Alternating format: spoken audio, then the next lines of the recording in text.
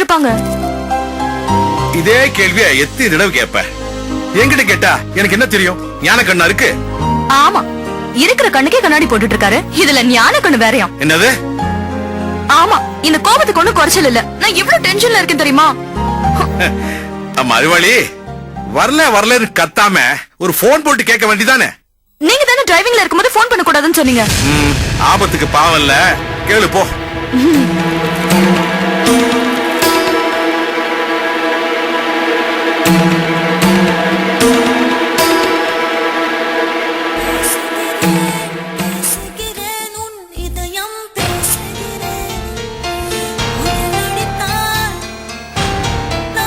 Sir, என் தங்கச்சி தான் sir phone பண்றா. நான் ஸ்டேஷன்ல இருக்கிறது தெரிஞ்சா அவ ரொம்ப பயந்துடுவா சார். நான் அவளுக்கு பக்குவமா எடுத்து சொல்லிக்கிறேன். கொஞ்சம் போனை கொடுங்க சார். Sir please. ஹலோ. அக்கா இல்லீங்களா? நீங்க யாரு? நீங்க யாரு? நீங்க யாருமா? நான் கண்மணியோட சிஸ்டர் பேசுறேன். கண்மணி இல்லையா? போலீஸ் ஸ்டேஷன்ல இருக்காங்க. போலீஸ் ஸ்டேஷன்லயா? எதுக்கு? இன்ஸ்பெக்டர் உமா மேடத்தோட அம்மா அமுதாவை கடத்தன குற்றத்துக்காக அரெஸ்ட் பண்ணிருக்கோம்.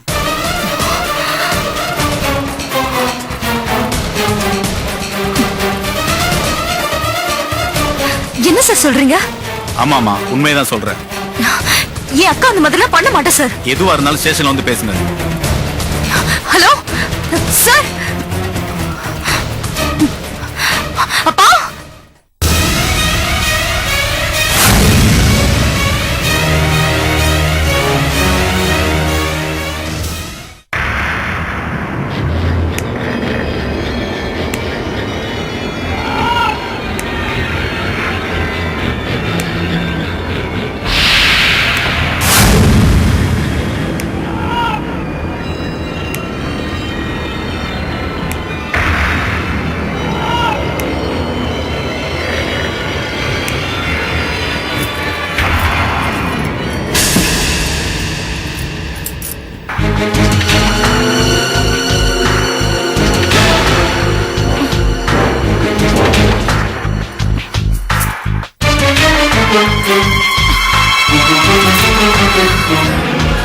யார் நீ?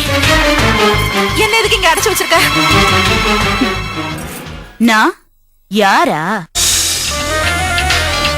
வாழ்க்கையில ஜெயிக்கிறதுக்காக மட்டுமே பிறந்திருக்கிறதா நினைச்சிட்டு தெரியறாளே உன் மக கண்மணி. அவளை தோக்கடிக்கிறதுக்காகவே பிறந்தவதான் இந்த திலகா. உன் பொண்ணோட இனிய எதிரி. எதிரினா இன்னைக்கு நேத்து எதிரி இல்ல. ஸ்கூல்ல படிச்சதுல இருந்து இன்னைக்கு பண்ற பிசினஸ் வரைக்கும் எதிரி.